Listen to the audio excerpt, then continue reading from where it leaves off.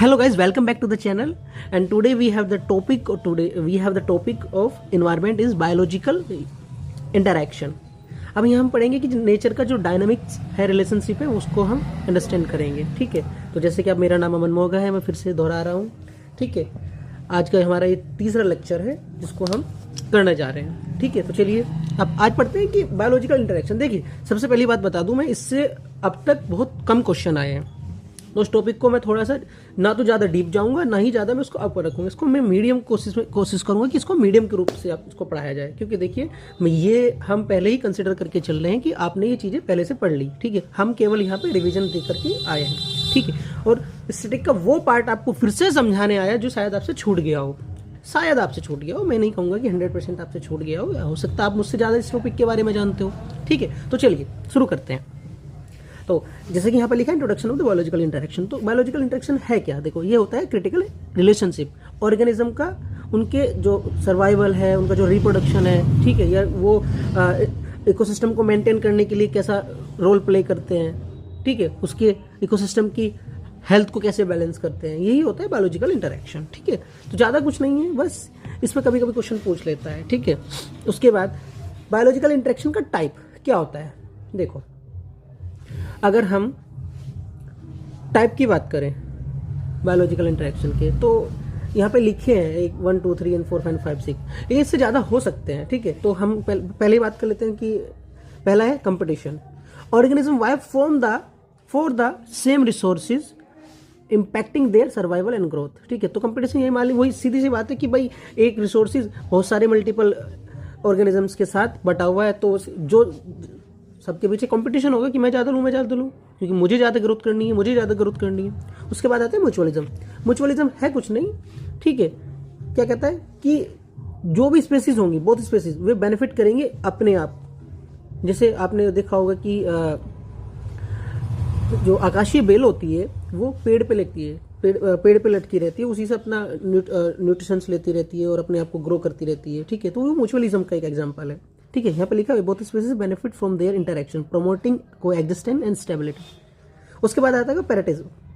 ठीक है, पैरासिटिज्म. इसमें क्या है कि जो एक ऑर्गेनिज्म है वो बेनिफिट करता है अपने एक्सपेंस को दूसरे के ऊपर, बिना किसी हार्म या होस्ट के. भाई होस्ट को हार्म नहीं करेगा. ठीक है, जैसे मान लिया एक एग्जांपल ले लेते हैं हम. इसमें आपका देखिए क्या है कि पैरासिटिज्म है ना. इसमें ऐसे देख लिए, जैसे कुकुबर्ड है. कुकुबर्ड क्या करती है, जो आपका मगरमच्छ होता है या जो आपके क्रोकोडाइल्स होते हैं, उसके दांत से सफाई करती है, निकाल के जो भी सब वो फंसा हुआ होता है उसको खा लेती है. उससे उसके जबड़ों को शांति मिलती है. ठीक है, जो प्रेडेटर है उस पर कोई दिक्कत तो नहीं आ रही ना, एक तो वो होस्ट का ही काम कर रहा है ना उसके लिए, कुकुबर्ड के लिए.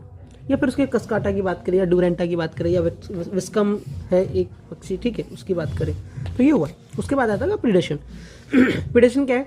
जब कोई ऑर्गेनिज्म हंट करता है कंज्यूमर्स को, दूसरे को, तो उसकी जो पॉपुलेशन है उसका डायमेंजन इकोसिस्टम में चेंज हो जाता है. ठीक है, इसका एक एग्जांपल मान लीजिए, जैसे कोई इन्वेसिव कैक्टस है, या स्टारफिश, या पाइसेस्टर है. ठीक है, ये क्या करते हैं? हंट करते हैं. ठीक है, कंज्यूम करते हैं किसी दूसरे को अपनी पॉपुलेशन को श्रिंक करने के लिए. सीधी सी बात भाई, इकोसिस्टम में डायनेमिज्म लेके आना है ना. उसके बाद आता है कमेंसलिज्म है कुछ नहीं. जब क्या होता है कि एक जो वन स्पीसीज होती है वो बेनिफिट करती है किसी दूसरी को बिना किसी इफेक्ट के. ठीक है, यूनिक रिलेशनशिप भी दर्शाती है साथ में. इसका एक बेस्ट एग्जांपल आप देखते हो तो मैंगो ब्रांचेस पे जो एपेटाइटर होते हैं. ठीक है, या फिर आपने देखा होगा कि बहुत सारी जो ब्रेन सेल्स होती है.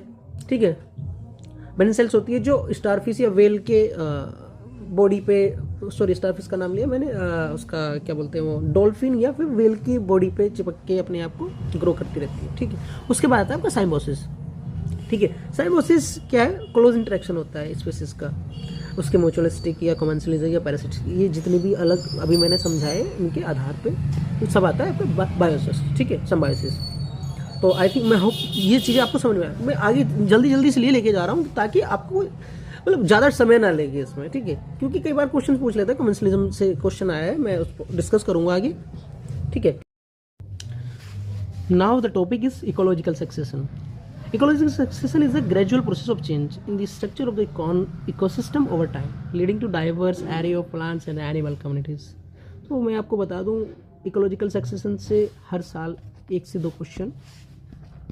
क्वेश्चन आता था। 2021 तक मैंने देखा इसमें क्वेश्चंस आए हैं बेटरली।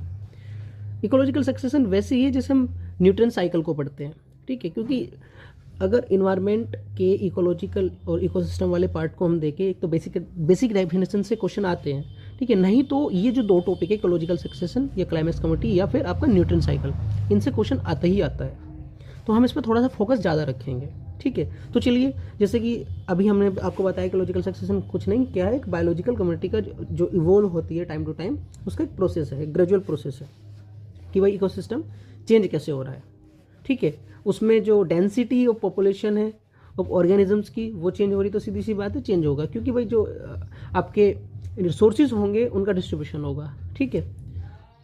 अब इसके टाइप के बारे में जान लेते हैं। देखो ये सेम ही है तो उसको अभी हम साइड में रख देते हैं, ठीक है। इसके टाइप के बारे में देखो, प्राइमरी सक्सेशन और सेकेंडरी सक्सेशन। सक्सेशन दो प्रकार का होता है, पहला आपका प्राइमरी, दूसरा आपका सेकेंडरी, ठीक है। प्राइमरी सक्सेशन वो सक्सेशन है जो बेयरली क्या होता है, सब्ट्रैक्ट होता है। जैसे मान लिया हम कि इसको ऐसे देखते हैं कि ये क्या करता है, जैसे लाइफलेस एरिया है, किसी रीजन है, वहाँ पे सोइल कैपेबल हुआ सस्टेनिंग लाइफ के लिए, और रिजल्ट किया उसने एक फैक्टर, जैसे लावा फ्लोज, वोल्केनिक रॉक, ठीक है, न्यूली सैंड, वहाँ पे सैंड ड्यून्स बने, रॉक ने लिफ्ट किया अपने आप को, ठीक है, जैसे रिट्रेटिंग हुआ ग्लेशियर्स का, तो वहाँ पे क्या हुआ, अब मिट्टी बन गई। जब मिट्टी बन गई तो वहाँ पे लाइफ, न्यू लाइफ हैबिटेट होने लगा, ठीक है, क्योंकि पहले कभी ना कभी वहाँ पे इनहैबिटेट हुआ। और सेकेंड सक्सेशन में क्या हुआ, क्या होता है कि ये होता है डिस्टरबेंस के बाद। जैसे मान लिया कहीं पर आग लग गई और वहाँ पे मिट्टी के ऊपर की जो लेयर वो ख़राब हो गई, लेकिन उसमें अभी भी दोबारा से अपने आप को रिप्रोड्यूस करने की पावर है, तो वह वो होगा आपका सेकेंडरी सक्सेशन, ठीक है जी। उसके बाद अब इसकी स्टेज क्या होती है, देखो स्टेज है पाइनरी, ठीक है, पहली पाइनरी स्पीसीज, दूसरी इंटरमीडिएट स्पीसीज, तीसरी क्लाइमेक्स कमिटी। ये सक्सेशन की स्टेजेस है। This initially coloniser such as, ठीक है, lichens and mosses establish themselves on bare substrate and improve soil quality, ठीक है। सबसे पहले अपने आप को ये बेयर करते हैं जो पाइनरी स्पीसीज होती है, ठीक है, ये जो सॉइल है सॉइल की क्वालिटी को इम्प्रूव करते हैं। उसके बाद इंटरमीडिएट स्पीसीज आती है, ये क्या करते हैं, बायोडाइवर्सिटी में जो ग्रास है या हर्ब्स है या सर्ब्स है वे रूट लेती है, क्रिएट करती है बहुत ज़्यादा कॉम्प्लेक्स इकोसिस्टम के स्ट्रक्चर को, ठीक है भाई। पहले ये आ गया, इन्होंने फिर इसको न्यूट्रेंट किया। उसके बाद क्लाइमेक्स कम्युनिटी का मतलब, क्लाइमेक्स कम्युनिटी का मतलब एक पीक पॉइंट होगा कम्युनिटी का, ठीक है।